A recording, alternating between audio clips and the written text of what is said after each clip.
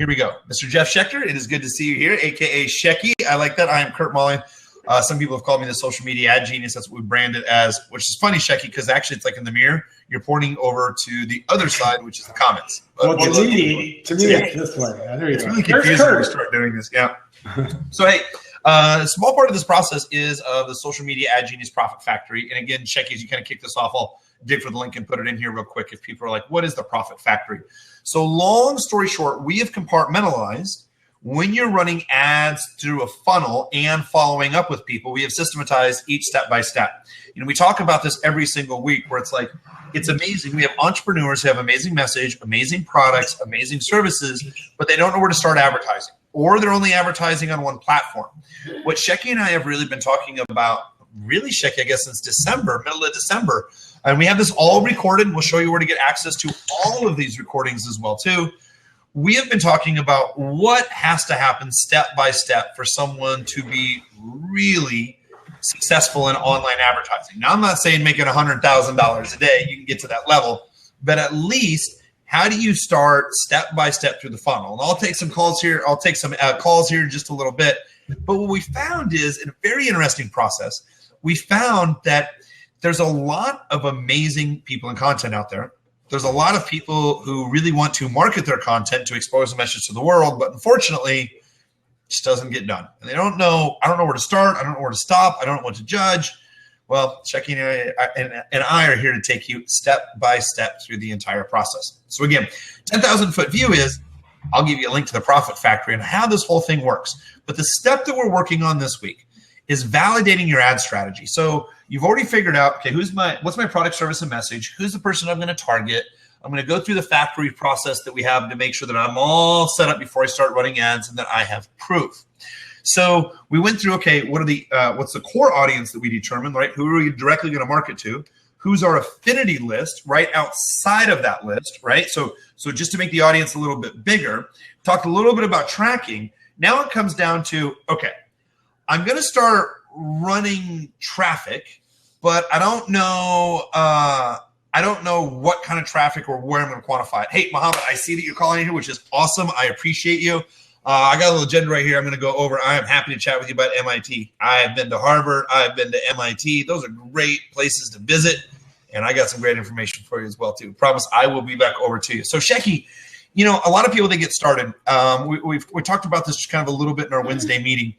And I had a phone call a couple of weeks ago where this girl said, hey, Curt, I want to run Facebook traffic, but I only have one offer for $27. And I'm like, man, that's a really low price product for cold traffic. Reason is let's just say rough estimate. It's $1 a click. You got to sell 1 out of 27.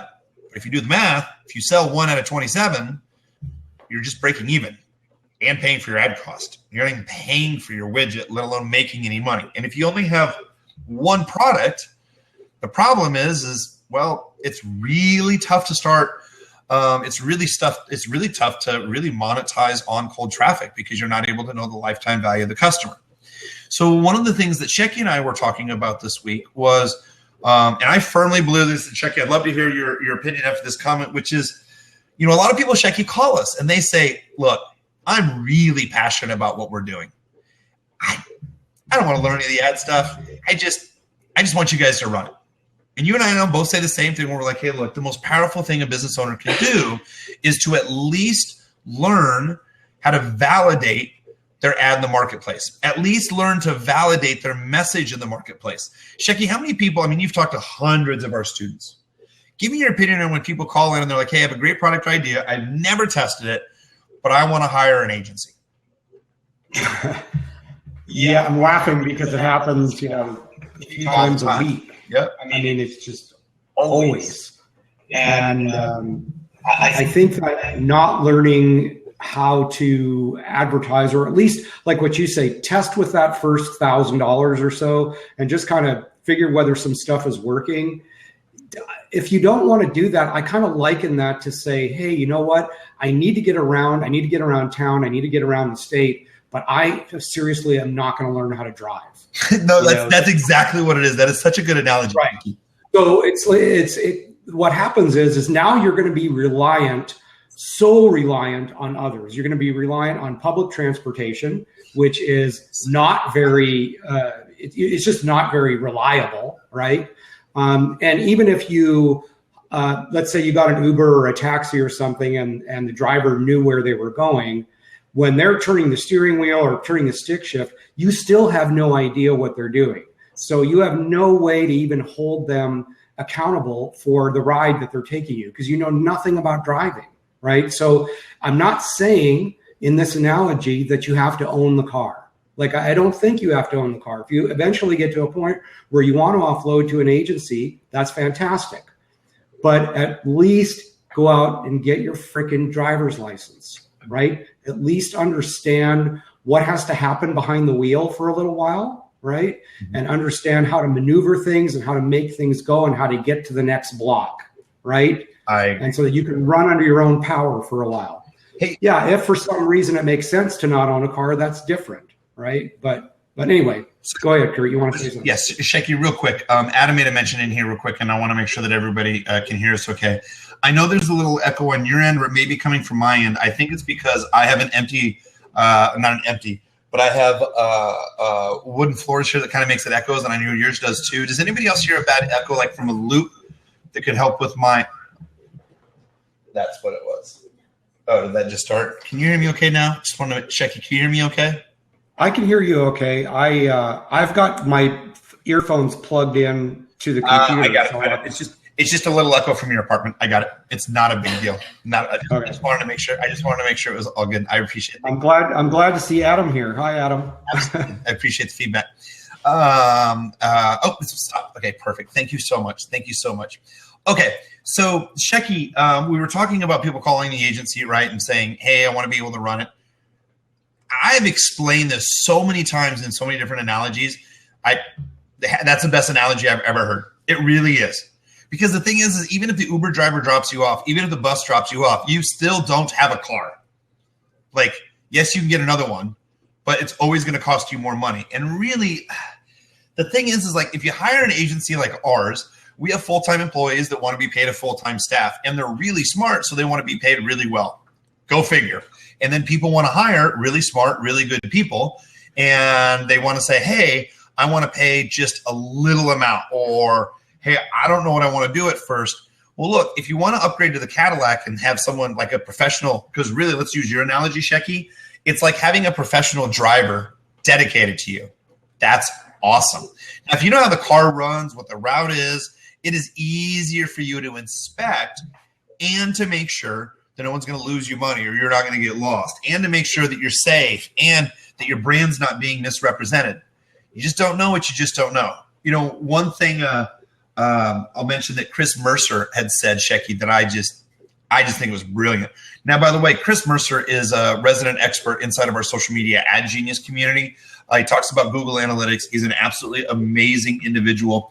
But he talks about, we were actually talking about analytics, and I go, look, should I train someone on Google Analytics and some of the new ad platforms we're going to? Do we hire some of the best? What do we do? And he goes, Curt, here's what you do. Learn how to at least understand the strategy. And once you do, you can set up your own test, mini tests. And then hire the geek that loves that stuff, where he's like, this is the greatest thing in the world. Ooh, I wonder what it can do, right? It's already all set up. What can it do? But at least be able to get some of those tests in there and get those tests in there just a little bit to get your market kicked off.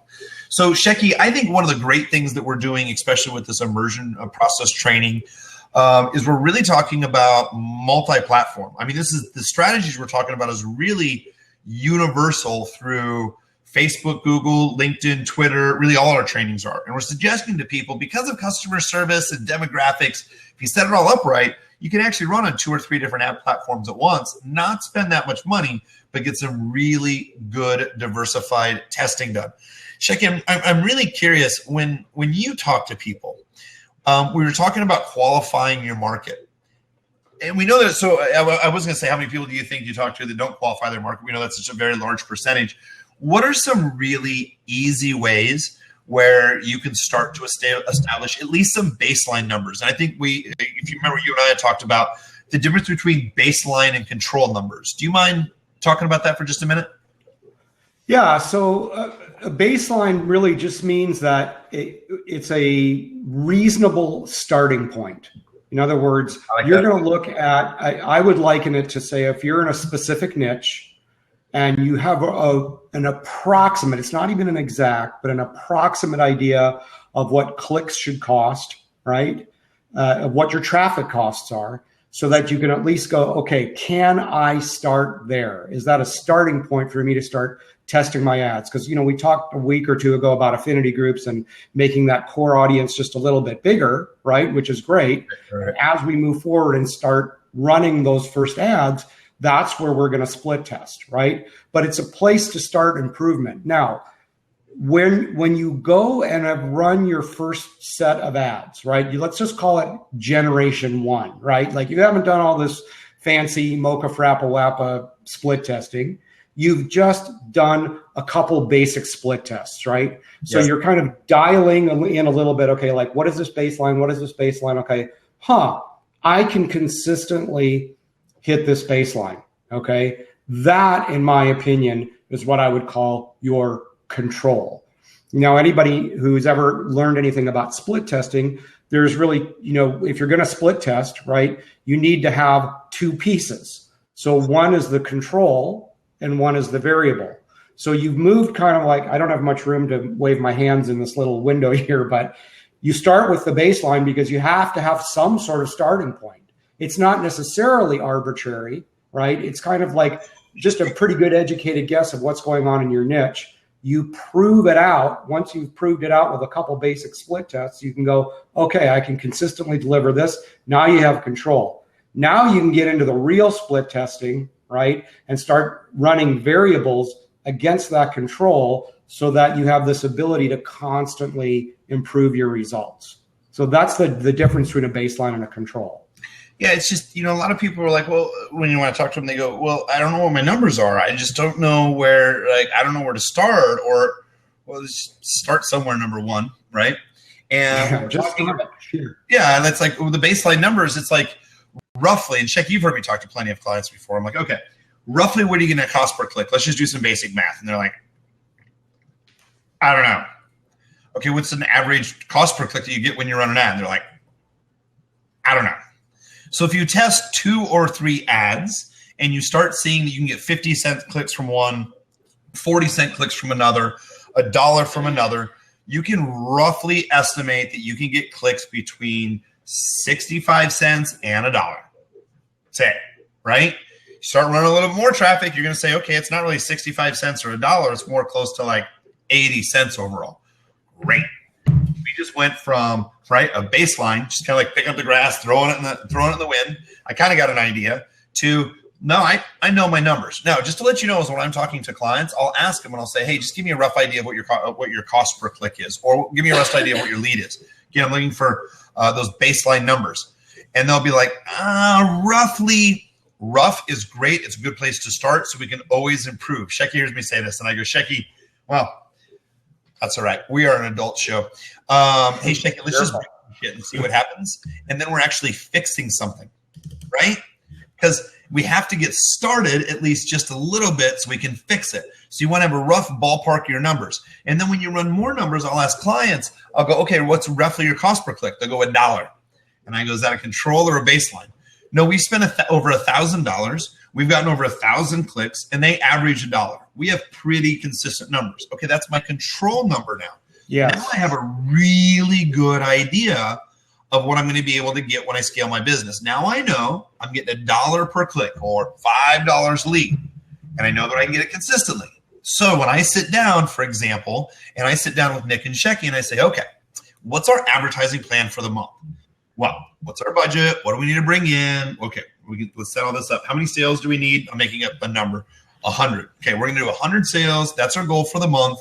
And I can easily start doing estimates because of those baseline or control numbers. Now, our language internally in the agency goes back and forth. Is that borderline, or is that the baseline, or is that your control?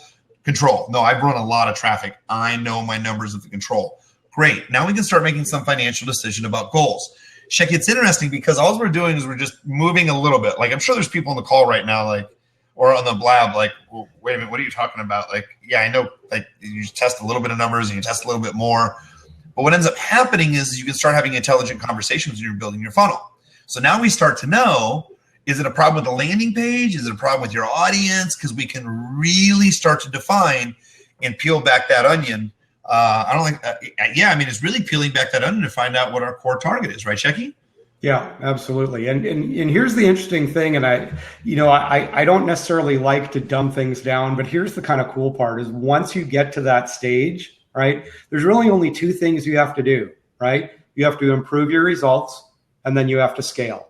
There's only two things left to do at that point. Yeah. Now, there's some little mini components within that, but that's it. So if you could just get to control, right? The rest is like, okay, how do I improve on what I've got and how do I scale it up from there? That's it. There's advertising online 101 in a nutshell. Hey, Shecky, can you write that down for me so we include that in the presentation on Wednesday? Sure. Well, it's funny because if anybody here who's a movie buff, if you get a chance to, and I won't ruin any punchlines, but watch The Martian. It's an amazing movie. It really is. It's employed people from all over the world. It was really, really, really good. But basically, at the end of the movie, he's just basically talking about, here's what you do in space. You're up in space. You run into problems. You solve problems. Repeat. Come home. That's pretty much how it works. And I'm like, that's how business works. Like we're going to figure out a problem and we're going to go from there. So one of the formats that we have on the show that Shecky and I do is we have the title for the show, which is really, it's the training topic of the week, right? So the training topic of the week, where we're going down in our funnel is we're validating your ad strategy in the marketplace. So one of the things we go over is what's important, establishing your baseline numbers, at least knowing roughly some type of numbers. Of course, I'm a creative type, but I'm a numbers guy when I want to talk about facts. So when someone comes to me and they say, hey, Curt, I want you to take a look at my funnel, I'm going to start asking the questions is roughly what do you have a cost per click? What's your opt-in? I just want to know if they know their rough numbers so we can start having a conversation. So what's important is establishing the baseline numbers. And we say, well, so what? Well, early strategic planning. Again, early strategic planning. Budgeting, which platform works, initial ad testing, initial ideas about affinity audience, going from baseline numbers to established controls. And really being financially responsible. So Shecky, I want you to comment on that here in a second, but rather than spending your entire budget on your product. See, what people will do, and I love how we go over this on the Wednesday before and really kind of talk about our topics for what we're going to do for the blog, because we really get to think about what we want to be able to communicate. Early strategic planning is great. Shecky, I love how you put that in there for borderline numbers. That's great. Because, come on, most businesses will start without a business plan, which is great. But as your business matures, you want to start being able to figure out, okay, roughly what are things costing me so I know if I can move. So it's going to start being a simple math game, right? I know if I can get a consistent dollar per click, that if I'm getting $1 per click at a click-through rate of 1%, let's say 1% of the people who see the ad are clicking on the ad. If I change the creative just a little bit, so if I change the creative just a little bit, I may get to a 2% click-through rate. Well, all of a sudden, I've cut my cost per click in half. Changes all my budgetary numbers, right? But what we want to be able to do is we want to be responsible, because quote me on this, what ad platforms are looking for right now, or what your ad strategy really should be looking at right now, is a cost arbitrage. And I don't want this big word to confuse anybody, but you may find that you can target your perfect audience on Twitter for 5 cents a click. That's huge. 5 cents a click. Let's just say you were paying $1 before. 5 cents, that's great. But maybe you don't have a buyer right away on Twitter, but you do know that you can get traffic to your site from Twitter. And with the Profit Factory, and for what we know with retargeting, we're going to be able to retarget those people too. So what's better? And this is why we get the baseline numbers. What's better? 10-cent clicks from Twitter that we retarget on Facebook. That's a 50-cent retarget. Well, that's cheaper to get them in here, and we're retargeting 50 cents over here. Or is it cheaper to get a 75-cent click on Google, but retarget on Twitter? We're just going to start taking a look at the numbers, finding out where can we get the most qualified traffic at the best price, not the cheapest, that fits our demographic where we are congruent or consistent with our message. So, Shecky, the last 2 points that I love that you said were brilliant. So you can make small adjustments. Ad, landing page. Once they opt in, once you have them on your landing page, you can retarget them to sell them something, right? We're just going to, I love what you said. We're going to run traffic. And then now that we're running, instead of stop, oh my God, what happened? Start. Okay, here we go. Stop. I don't know what happened. You're right. We're making small little adjustants. Now, I will tell you. Go ahead. I'm saying it's really interesting, and I don't know if people necessarily caught it. No, I've got it. No, you're good. When you're running at a 1% rate and you go to 2%, right? Like everybody looks at that and go, oh my God, 1%, that's like nothing. It's going to take me millions of clicks to get anywhere and make a sale, whatever, right? But what you fail to understand is if you go from a click-through rate of 1% to 2%, you've really just doubled your traffic. Like you said it in a different way. You said, well, you cut your costs by 50%. But essentially, the other way to look at it is to say, for the same cost, you just got twice as much traffic with a minor improvement.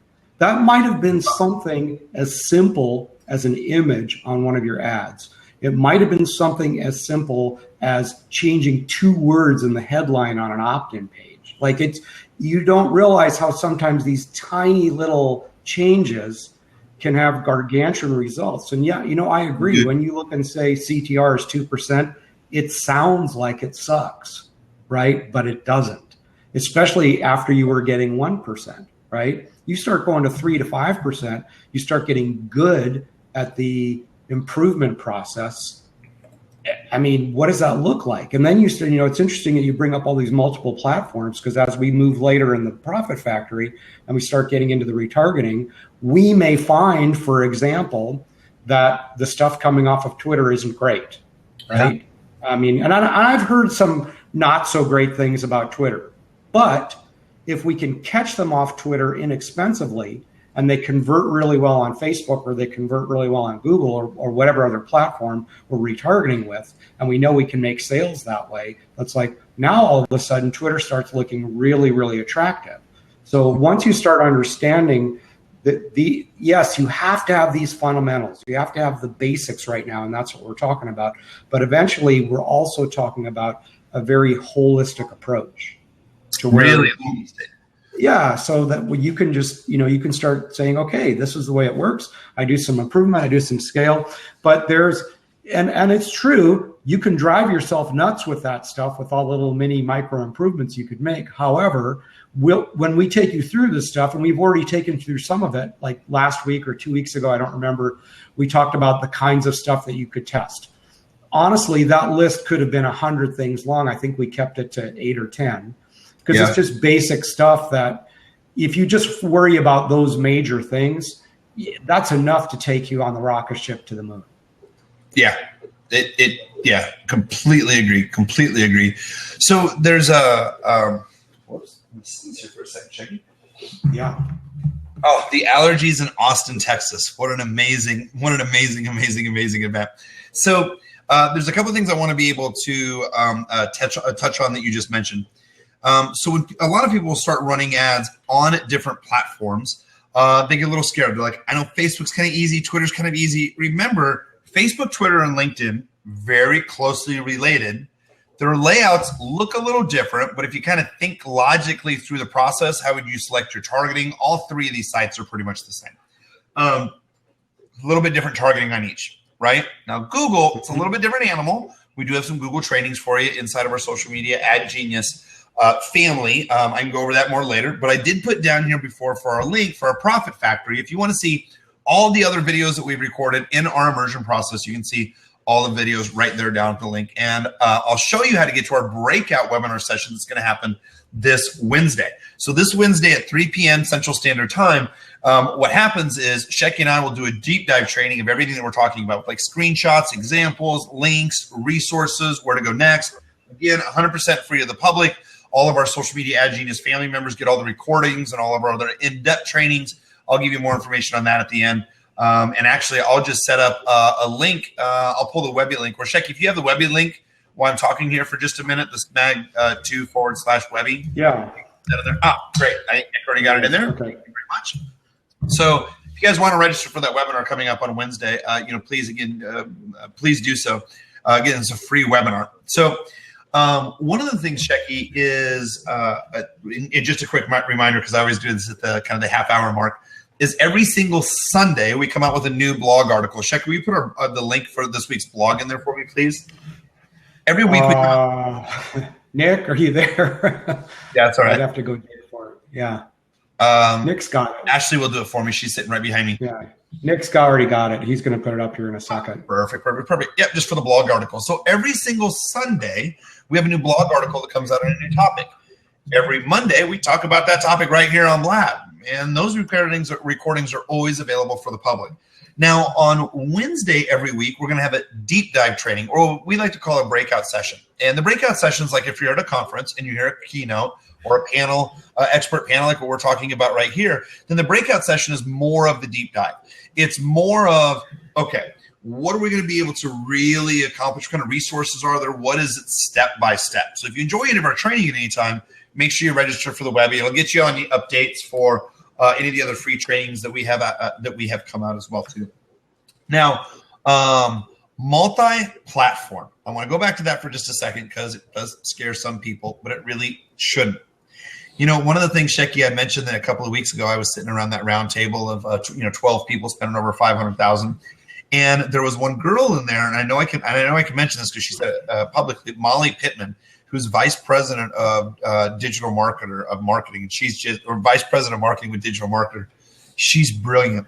She's young. She's super smart, and she constantly says, "Hey, look, you're going to have to target from different platforms. You're going to want to see what that cost is to at least get qualified traffic over to your site." Now, Shecky, remember when you first set out your first lead page that you were going to capture leads, right? Mm-hmm. You got your first 10 leads in a day. 10. How excited were you? And how long did it take you to get 10 leads in one day?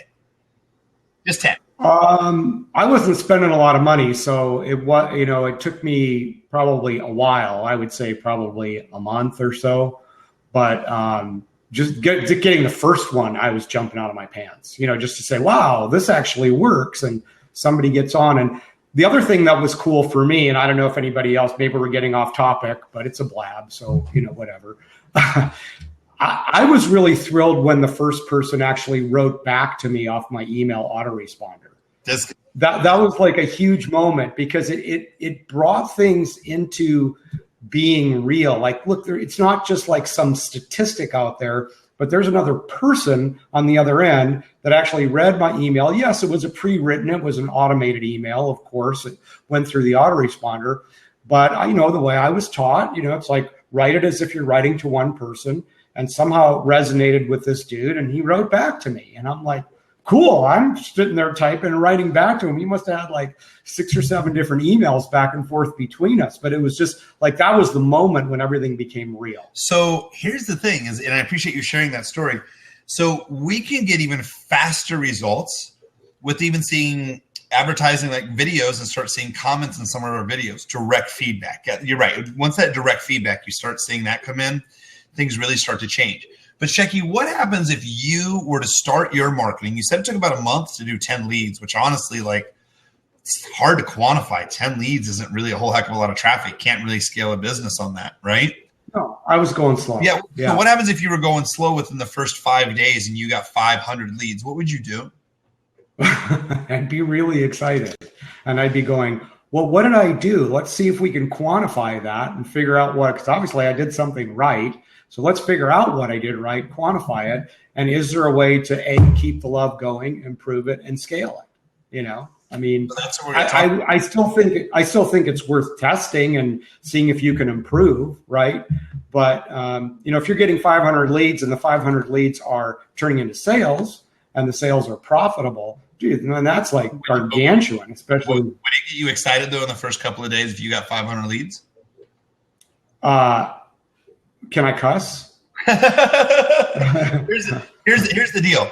Let's just say F, yeah, it would. Everything that you're just saying should be treated like a retargeting audience as well too.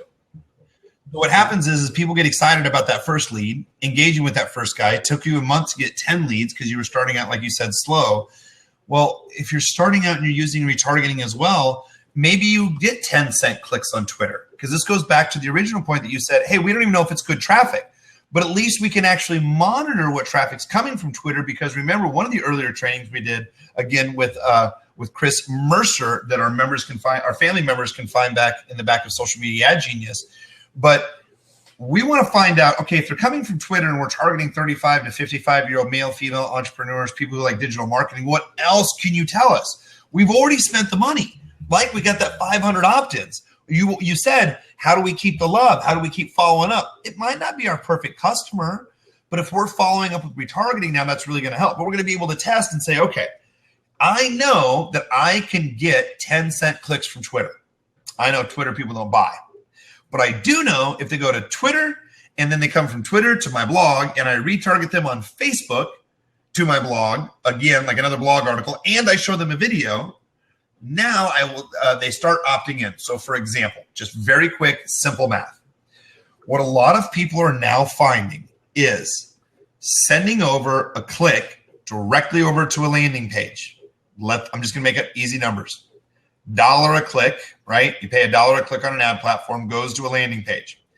Every 4 clicks, let's just say, becomes an opt-in. It's 25% opt-in. $1 a click, every 4 clicks means a $4 lead, right?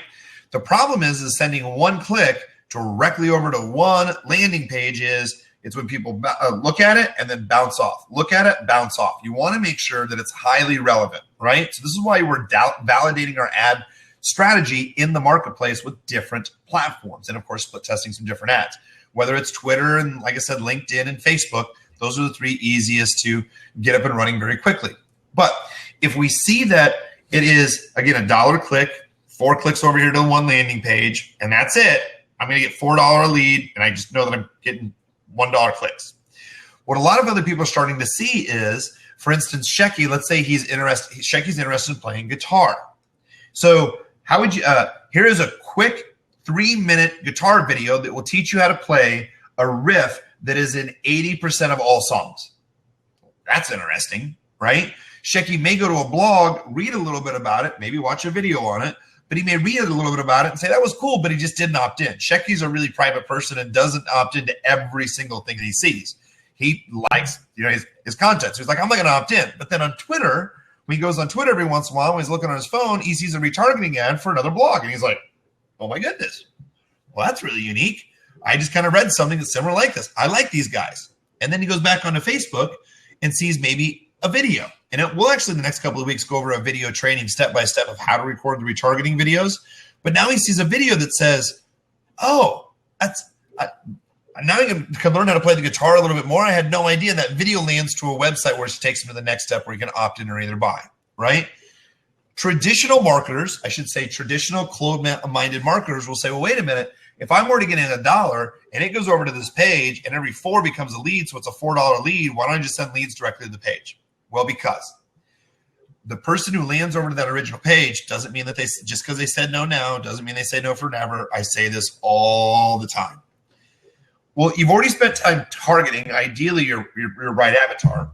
You've already set up all the ads, but they just didn't opt in. So let's get paid for it. So what we want to do is introduce Shecky into content that's highly relevant to him. So I may advertise a blog article to my cold market.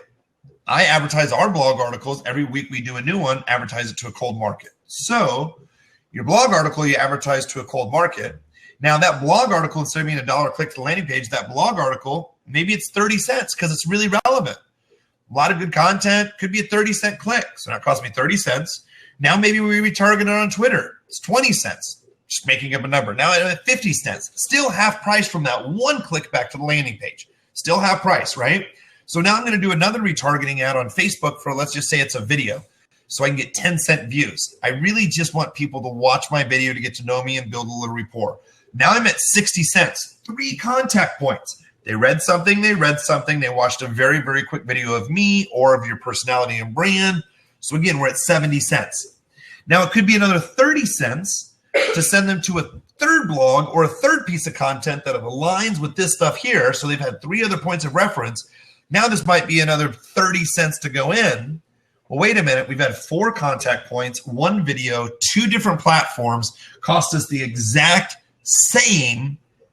That person has a higher probability of opting in. So again, just for the simple math, $1 a click every 4 turns into a $4 lead. You may have multiple hops, but if you have good, congruent, and good relevant content to that person on the other end, your cost per click is going to be a lot lower. So you can afford multiple hops. And even if that lead is even if that lead is, let's say, $4.25 or $4.50, it's a little bit more expensive than the 1 hop. But they've seen me 3 times. This is the 4th exposure. Unequivocally look at multiple hops, meaning someone clicking on an ad on Twitter, going to a blog. How do I retarget? Well, I can retarget with Google or LinkedIn or I'm sorry, Google, Twitter, or Facebook, right? So it's really important. The baseline numbers are going to help you kind of roughly understand where you can get traffic at. The control numbers are going to be able to help you scale, which is really important. But as Shecky said, to be able to really move your business, you got to know where some of these rough numbers are, and you're going to have to know about this arbitrage. So the last kind of point to kind of wrap that up, Shecky, is, when people start running traffic, when they don't have retargeting set up, it's like not having an opt-in set up. They have no other way to follow up, because if it took you a month to get 10 leads, you had all these, this is before retargeting, of course, but you had all these other opportunities where you could have followed up. And like you said, all we're doing is we're fine-tuning the process. So if at least we know that we can get people in here into the funnel, we just slowly turn the dial on. How do I increase people clicking through the ad a little bit? How do I decrease the cost just a little bit? How do I get the opt-in page to convert just a little bit more?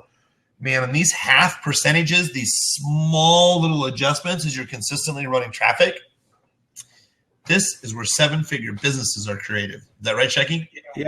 Yeah, it's interesting. You bring up an interesting point. I know we always kind of fall back on the dating analogy, but it's very, very appropriate here. There's just kind of two asterisks I want to put on what you just said.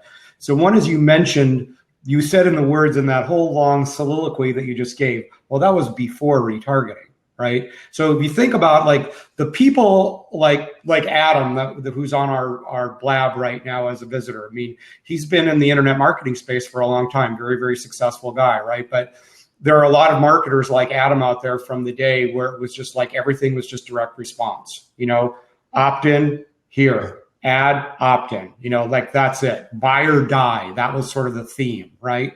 And really, in the old days, that was all we had. Yeah. So to liken it to a dating analogy, it would be like going up to a girl at the bar and going, skipping all the prelims and just go, hey, you look pretty good. Let's just get married, have a bunch of babies, and live happily ever after, right? On the first approach, right? There's no opportunity for her to get multiple exposures to you, right? Now, the new people that are coming on board have a distinct advantage over guys that were doing internet marketing 5 or 6 years ago. A distinct advantage, because if they're really doing a good job of servicing their avatar, their niche, their prospect, like their messages match congruent, they have so many different channels and places where they can automatically, with a little bit of retargeting, put more messages in front. And to go back to the guitar thing, yeah, I love guitar, right? I'm not the greatest guitarist, but I've been playing essentially my whole life. So if a guy were servicing me, think about this too. Like, okay, so I didn't bite off on this guitar training, but I can tell you every time I see a cool guitar online, that's a thumb stopper for me. And one of these days, I'm going to buy another one, and probably another one, and probably another one. So if you didn't sell me a $27 training, there's still a likelihood that you might sell me a $2,700 guitar, even if I never bought the training. So if you're doing a good job of servicing your marketplace and you have that opportunity to put multiple messaging in front of, say, a guitarist like me, there's a high likelihood that you can turn that funnel into something really, really profitable, whether or not it's that initial $27 product. And the lesson here is that this is more about fundamentals. And this is why I put this article out this week talking about, we kind of joked around about the Karate Kid and Mr. Miyagi and all that kind of stuff. And so it's all about just the fundamentals, right? And doing the right things over and over and over again. But so if you're emotionally attached to that $27 product, you're missing the point. The point is just go and do and improve and continue to put other messages in front of there and other product offerings and anything that nicely services that prospect that you have. And if you keep doing it, you will become wealthy. Now, don't focus on the being wealthy. That's a whole nother spiritual conversation, right? Focus on servicing the person that you have. But think about all the different ways that you can do that. And you have, like, the world is your oyster now. There's so many more ways that you can put messages and products and services in front of people than ever existed even 2 years ago. So Shaggy, I want to touch on something about the money that's very, very, very important, because it's like, I don't know about you, but you're probably the same way when we first started out. Lots of people is, hey, I got this amazing product. If I can just get it online, other people will buy it. Like, it's so amazing. It's great. Everyone should love it. And then you kind of get online. You're like, wow, there are a lot of moving parts, right? And just because they come to your page and look at it, like I said, and say no once, doesn't mean that they're going to say no forever. So being able to follow up with the retargeting can really help drive that lifetime value. Now, Checky, when I first got on, I'm just like, man, if I can just sell that first thing, it'd be so awesome if I could just sell that first thing. And I didn't really know how to do the follow-up on the email. Like, I heard about it. This is before retargeting and stuff too. But at one point, Nick and I were like, and I mentioned this a little bit. At one point, Nick and I were like, hey, look, let's send these people as soon as they buy, let's send them for social media in 7 minutes. Let's send them an email every single day with a task, what they need to do. Now, all of a sudden, people became overwhelmed. And I'm like, what do you mean overwhelmed? So they became overwhelmed, so they procrastinated. Even though it was only 7 minutes a day, they started getting all these emails that started to pile up. And they didn't know what to do next, so they procrastinated and they did nothing, which didn't really serve us because we want people actually using the product. Yeah. So the thing is that we got kind of frustrated with is some people weren't using the product like they could, but it was part of it because of our follow-up process. Now, if I really think about it, I was doing a disservice to my customers because I wasn't asking them more of what they want, not what's more to sell them.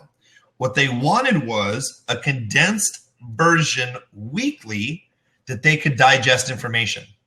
All I had to do was just ask my customers. And I did that with a couple email surveys. And then we actually removed that follow-up process daily so it didn't overwhelm people. Then we started asking them, hey, what else would you like to learn? And a few people said, we would like to learn how you talk to small businesses. That was our second digital product, our third digital product, our fourth digital product. It keeps running as we add more and more people to our email list, we just ask them, what are you looking for? That's where we're doing a service. Now, Shecky, I've said this over and over. My brother had a marketing firm, or has had a marketing firm for the last 13 years. And you know that in my language, you've heard a lot lately when I'm talking about disservice. And that is only having one product, getting somebody to your landing page, getting someone to go through your funnel and them not buying. Well, you know the targeting, you know the avatar, you did the creative, you know that you have a product and service that can really help them. But just because they said no that one time to that one product, well, if you're really passionate about your business, let's just say guitar playing, right? If Shecky's passionate about guitar playing, that's somebody I want to have as a customer if I'm selling guitars. Maybe he didn't like the first video. Maybe he didn't like the guitar picks. Maybe he didn't like the book that you could play certain frets. But maybe it's perfect. But maybe he wants to buy new strings for his guitar and happens to be scrolling down on Facebook and he sees a 50% discount on strings. Oh, that's perfect. Actually, he was just thinking about strings, and that's in front of an immediate buyer, and that's retargeting. So Shecky is an amazing person who wants to play more guitar. Just because he didn't like the first 2 or 3 things you offered doesn't mean he's not a good customer. I'll tell you one thing, because I've known Shecky for years. He's loyal, and he's a loyal customer. And I'll tell you what, if those strings come in a box and there's a thank you note, Shecky, I'm going to say this on public recording. You're a sucker once you've gotten sold. Like you have come into my office and you're like, look, give me your credit card. I love it. But here's the thing. I'm the worst. Like I'm the biggest sucker for a good sales page. You really are. I don't even need it. I'll just buy it. But the price could be a little bit more, right? You are price conscious. I mean, you do shop around. But when you see something that you like, go ahead. No, I am definitely a sucker for a good sales pitch because I've been off and on in sales a lot of my life. And so I guess there's just something that I appreciate it. You know, there's something very but just to be clear, elegant about a good sales pitch. Just to be clear, when you say sales pitch, you know other people's language. They're like, oh, I don't want to sell anybody, right? But if you get multiple exposures and you're educated and you're ready to make a buying decision, right? Let's just say like you ran into my office one time and you're like, oh my goodness, I want to buy this $2,000 course, right? And you're like, let's buy this course. You didn't come in, and you are a frugal individual, sir. I love you and you know that. But you didn't do any research on that course. Like you had seen this person a couple of times, and this was the one time that you really wanted to do something with them. And you weren't coming to my office saying, hey, Curt, I found a discount. We should go with this guy. You came in and said, I think I found a solution, and I would like to get started on this. Do you remember that experience? I do. Yeah. So it's funny. It's like, you didn't buy from that guy before, but something got you excited. Yes, it was a good sales presentation, but if they would have stopped following up, you had followed this person, if I remember, for maybe 3 or 4 years. Probably, yeah. Yeah, and I don't know if have you bought anything from that person in the last 3 or 4 years? I don't even remember. I honestly don't remember. Probably. The answer is probably. Yeah. Morals. You know, go ahead. I'm sorry. Go ahead. No, I was saying, when you talk about this, you know, multiple messaging and people being passionate and all that other kind of stuff, the follow-up, here's one of the things that I would put to the people that are watching this, whether live or recording, right? The moment of truth is when that person opted in. So somewhere in that history, right, in that whole sequence of their life or whatever they were looking at, you had something of value that they said, you know what? I'm going to let you in to my inner circle. I'm going to let you into my inbox, right? And these days with the bazillions of offers that are out there, I feel like somebody opting in is a bigger deal now than it was 4 or 5 years ago because they have so many more choices of things that they could opt into. So they're saying, you know, and I guard my inbox zealously. And so do lots of other people. So just a comment there is I'm excited if I can get someone on the page and they get pixeled. So whether they opt in or not, I'm excited. And I love when you say, hey, I'm going to let you in my inner circle by opting in. But you can kind of be on the outside of the circle looking in, trying to get their attention too with retargeting. So if you screw up, you can actually follow up with them more. Because if you don't send out an email for a couple of weeks, that contact's pretty much dead. Yeah, exactly. So anyway, we're shortly running out of time. So I don't know if you've done a couple of real quick things, Shecky, because I have to run here to another call, which is interesting because we're going to be talking about this on the other call. So here's what we're going to be able to do. So I'm going to scroll up here real quick. I'm going to give you a couple of different links that you're going to see over on the right-hand side. So remember, every single Monday, we repost a new blog article. Always encourage you to follow the blog. Find out what is that training. Now, every Sunday, we send out that blog article. Now, every Monday, we have a free Blab. Now, this Blab, you're going to have the recording. The recording is going to be here. The recording will be on Blab. We also upload all of our recordings into YouTube for a playlist. So if you're interested and you're like, hey, I'm interested in what these guys are talking about with the funnel, how to quantify all my traffic, you can go to the YouTube playlist that I just listed on the right-hand side. See our very first video, second, third, fourth. We have a lot of conversations where it's not just concepts. Keep in mind, I've spent with our agency in the last, 18, 19, 20 months, over $7 million on Facebook ads. We spend a ton of money on Google. You know, a lot of our clients are very high-end referral-only agencies. So we run millions of dollars in 36, 37 different niches with 6, 7, 8, and we have a 9-figure company. So we have a lot of insight. So this isn't stuff just made up or theory or somebody who just teaches it and like hasn't ever seen it. I speak on stages. We go to big events. I speak on stages all over the U.S. about this content. So we are giving you direct content that, again, that you can watch all the recordings. Now, the last link I'm going to give you down over here is the very last link is the very last link. And Adam, great question. The very last link here is for our breakout session. Now, our breakout session, again, is we're going to go into more of a deep dive content. So you can go ahead and click on that, join our breakout session absolutely for free, live Wednesday, 3 p.m. Central Standard Time. Now, I may have missed it, but back up. What's a profit factory? So, Adam, great question. I'll explain it here real quick, and then Check, you may hang on here for a second, but I got to jump over with the famous Mr. Lovitch here in about 30 seconds. But what we've done is we looked over the last couple of years. What have we noticed from our 5-figure clients, 6-figure, 7-figure, 8-figure, 9-figure? What's in common? What are the leaky buckets? We've narrowed everything down and basically figured out, look, if you have 4 keystones, these 4 keystones that hold your foundation together, these 4 keystones are, what's your product, service, and message? Have you cleared that out? Do you know what you want to monetize? Great keystone to start. Now, you know what your avatar is, who you want to sell? Perfect. Now, the profit factory is a 12-step process that we make sure all of your ads are set up. It's across all platforms. Is your targeting set up right? Is your affinity audiences set up right? Do you have your retargeting set up right? Do you have a retargeting strategy? Now they're in your funnel. Do you have a follow-up strategy with your email, with your retargeting? Do you have extended service and products? Do you have weekly content to keep following up with people? In these 12 steps, we've quantified step by step to figure out if you're doing well or not with a big idea: beginner, intermediate, and genius. So people know, what should I be paying cost per click? I don't know. It all depends. If you're a very beginner, let me kind of explain what you can kind of expect a little bit. If you're intermediate, here's some numbers you may want to take a look at for a guide. And at the end of the day, the 4th keystone is proof. How do we tie everything together so we know? Adam, let's take a look at your funnel. Follow-up? Let's take a look at your follow-up. Now let's quantify what's your cost per click that you're getting with follow-up. What are some of the strategies you're using? How do we turn the dial just 1% or 2% to really start making a huge difference? So you can find out more on our website right here, or one of the blogs. You can find out more about the Profit Factory.